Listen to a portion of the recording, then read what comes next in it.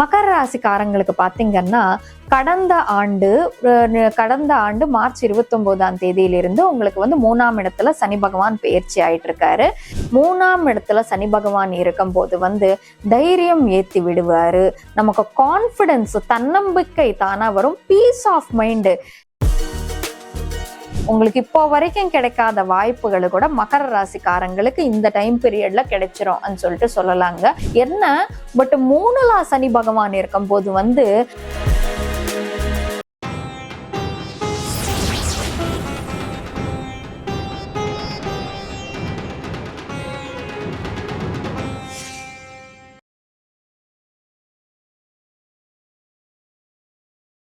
Rudran astro நேயர்கள் அனைவருக்கும் வணக்கம்.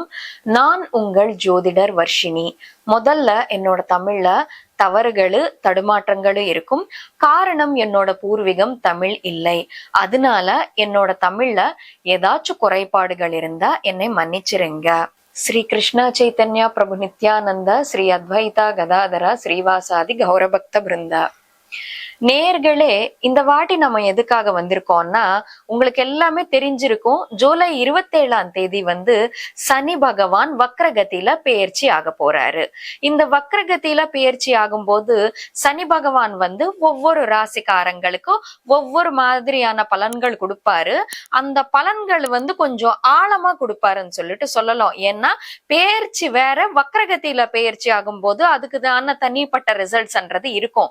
முக்கியமா நமக்கு வந்து கிரகங்கள்ல பாத்தீங்கன்னா சனி பகவானோட பெயர்ச்சி வந்து முக்கிய பெயர்ச்சியா வந்து நம்ம நினைச்சிட்டு இருக்கோம்.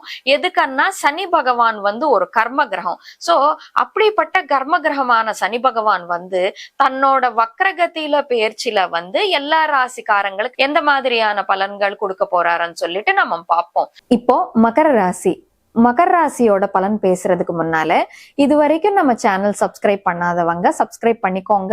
இப்போ மகர ராசிக்காரங்களுக்கு இந்த சனி பகவானோட வக்ரகதி பெயர்ச்சி எந்த மாதிரியான பலன்கள் கொடுக்க போகுதுன்னு சொல்லிட்டு நம்ம பார்ப்போம். மகர ராசிக்காரங்களுக்கு பாத்தீங்கன்னா கடந்த ஆண்டு மார்ச் 29ஆம் தேதியிலிருந்து உங்களுக்கு வந்து 3ஆம் இடத்துல சனி பகவான் பெயர்ச்சி ஆயிட்டு இருக்காரு. இப்போ 3ஆம் இடத்துல வந்து வக்ரகதியில பெயர்ச்சி ஆக போறாரு.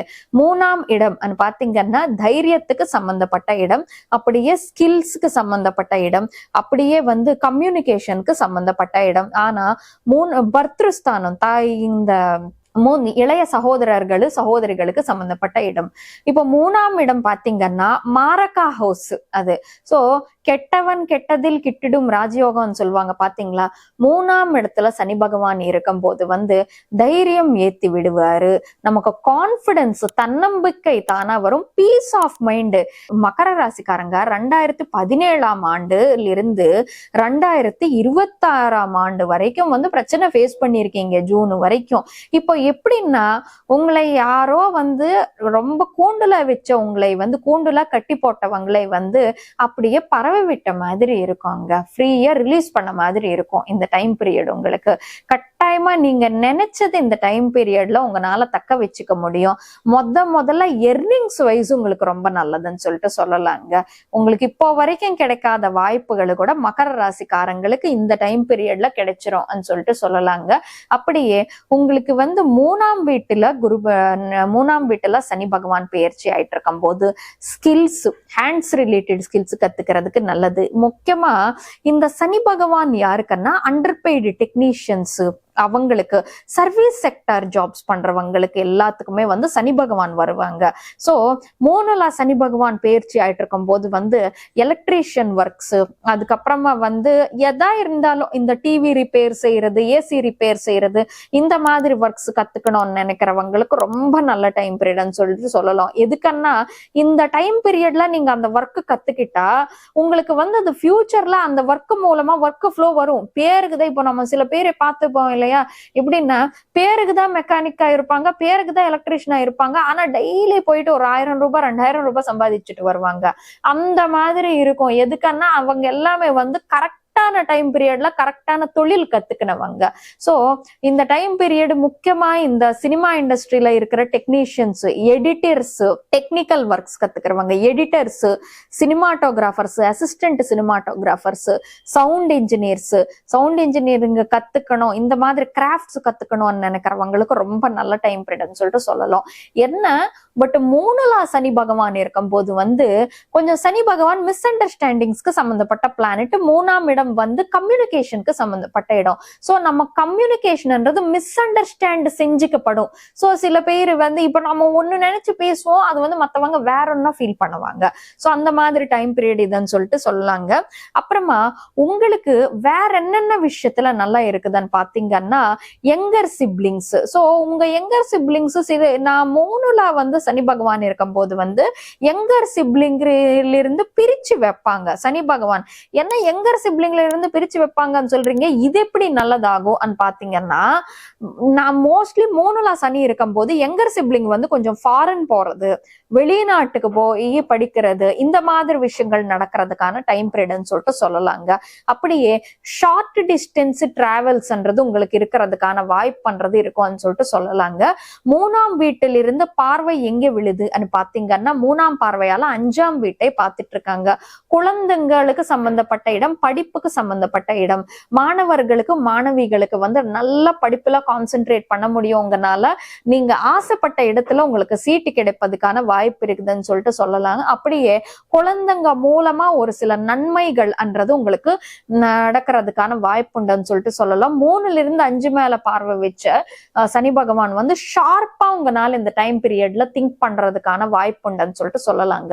அப்படியே 3ஆம் இடத்துல இருந்து 7ஆம் வீட்டு பார்வையால 9ஆம் வீட்டை பார்த்துட்டு இருக்காரு சனி பகவான். 7ஆம் பார்வை என்றது மிக முக்கியமான பாக்குற பார்வை. எதுக்குன்னா அது நேரா பாக்குற பார்வை. சோ இந்த 9ஆம் வீடு பாத்தீங்கன்னா அது லாங் டிஸ்டன்ஸ் டிராவல்ஸ், ஜெர்னிஸ்க்கு சம்பந்தப்பட்ட வீடுங்க. சோ இங்க ஷார்ட் டிஸ்டன்ஸ் டிராவல்ஸ் ஹவுஸ்ல சனி பகவான் இருக்காரு. இந்த டைம் பீரியட்ல கொஞ்சம் உங்களுக்கு நிறைய ஜெர்னிஸ் பண்ற மாதிரியான சிச்சுவேஷன் அமையலாம்.